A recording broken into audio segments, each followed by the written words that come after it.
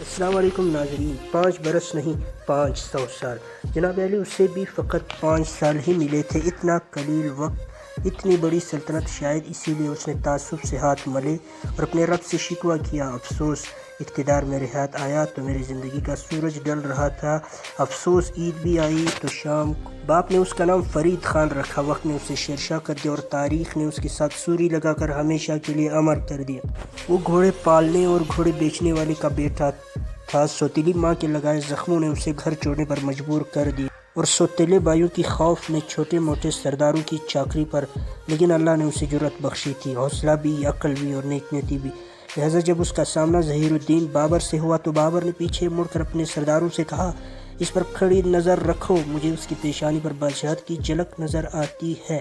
بابر کی پیشگوئی سچ ثابت ہوئی اور گھوڑے پالنے والا کا بیٹا 1540 کو ہندوستان کی عظیم سلطنت کا مالک بن گیا۔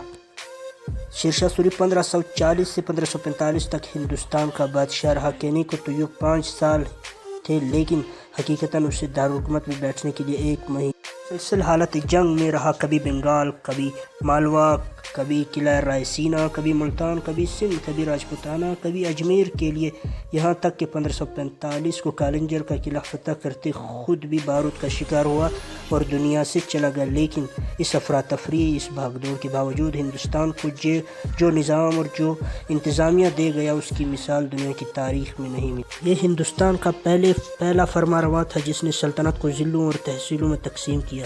اس کی سلطنت 47 ضلعوں پر مشتمل اور ان اضلاع کو سرکار کہا جاتا تھا۔ یہ لفظ آج بھی حکومت کاری کے معنوں میں استعمال ہوتا ہے۔ اس نے تحصیلوں کو مختلف دیہات میں تقسیم کیا۔ ان دیہات میں چوکیدار، پٹواری اور نمبردار حکومت کے نمائندے ہوتے تھے۔ یہ آج بھی قائم ہے۔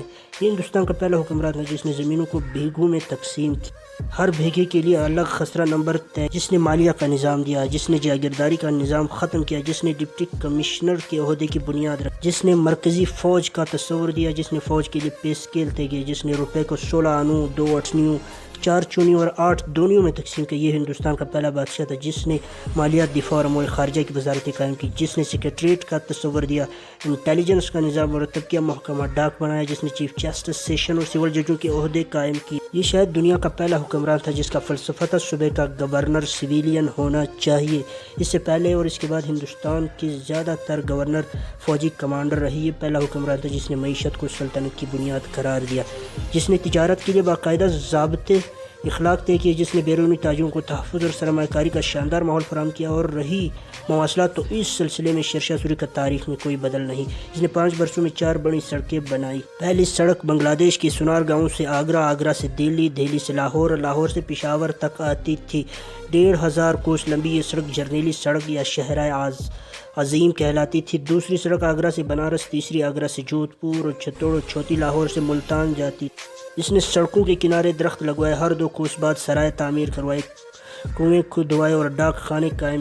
ضلع سے لے کر جرنیلی سڑک تک اس کا ہر انتظام 500 سال گزرنے کے بعد بھی کسی نہ کسی شکل میں آج ہندوستان میں موجود ہے۔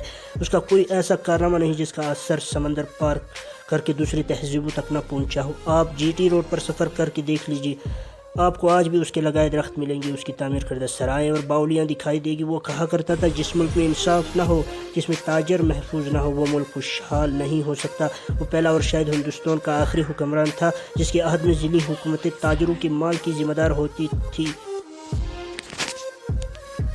اگر کہیں کوئی تاجر لٹ جاتا تو ذیلی حکومت برخاست ہو جاتی۔ کسی مورخ نے اس کے بارے میں کہا تھا، مغلوں کے 1000 سال اور شیر شاہ سوری کے 5 برس ترازو کے پلڑے میں رکھے جائے تو اس افغان زادے کا پلڑا فوراً زمین پر آ لگے گا۔ جناب علی، یہ ہوتا ہے حکومت اور اسے کہتے ہیں حکمران۔ تاریخ میں 5 سال، 10 سال یا 50 سال کوئی معنی نہیں رکھتے۔ تاریخ اس سے کوئی غرض نہیں ہوتی۔ زمین پر پرویز مشرف کا سکہ چلتا ہے، رفیق تارڑ کا یا سردار فاروق احمد غاری کا، لوگوں کو کچھ فرق نہیں پڑتا۔ کوئی چیف ایگزیکٹو، صدر یا وزیر اعظم، تاریخ تو کام دیکھتی ہے۔ لوگ تو احسان پوچھتے ہیں، آپ 5 سال حکمران رہے، 10 سال یا 20 سال، آپ کے لیے 20 سال نعرے لگیں گے، لوگ 10 سال آپ کو سلیوٹ کریں گے، آپ کے لیے 5 سال بگلیں بجیں گی۔ کیا فرق پڑتا ہے؟ تاریخ تو کام دیکھتی ہے، خدمات کا تخمینہ لگاتی ہے، لیکن اس کے بعد کیا ہوگا؟